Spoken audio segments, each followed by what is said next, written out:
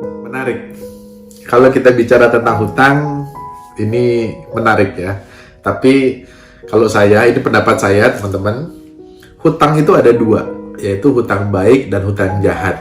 Nah, kalau hutang jahat itu, menurut saya loh ya, hutang jahat itu menurut saya adalah hutang yang kita lakukan, ya kita ambil untuk memenuhi kebutuhan. Itu adalah hutang jahat. Kenapa kok bisa seperti itu? Karena kalau kita, misalnya, kita berhutang untuk bayar tagihan, untuk bayar hutang lagi gitu ya, untuk bayar cicilan, untuk membeli barang, beli handphone, beli mobil. Menurut saya itu adalah hutang yang jahat. Kenapa? Karena uang yang kita pakai itu kita langsung habiskan untuk kebutuhan. Tapi kalau kita bicara tentang hutang baik, sekali lagi ini menurut saya, hutang baik itu adalah hutang, kita berhutang, kemudian kita menggunakan uang hutangan itu untuk berbisnis. Kenapa? Karena ada dua perbedaan. Yang satu menghabiskan, yang satu itu berusaha untuk dilipat gandakan. Jadi kalau kita berhutang untuk berbisnis, itu adalah hutang baik menurut saya.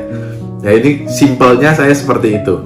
Kenapa? Karena banyak orang itu berani berhutang untuk beli handphone, beli mobil, bahkan berani beli barang-barang yang sudah tahu bahwa barang itu akan menyusut dan mereka berani hanya untuk kebutuhan hidup. Menurut saya itu hutang jahat. Tapi kalau kita berhutang untuk berbisnis, artinya kita melipat gandakan. Apakah pasti akan berlipat ganda? Belum pasti. Tapi kalau kita memiliki hutang atau kita mempunyai hutang, mengambil keputusan untuk berhutang dan mengeluarkan untuk kebutuhan, itu pasti nggak akan bertambah. Tapi kalau kita untuk berbisnis, ada peluang untuk bertambah. Jadi, itu menurut saya tentang yang namanya hutang. Ya, dan para pengusaha khususnya, orang-orang yang punya jiwa entrepreneur, itu tidak alergi dengan hutang.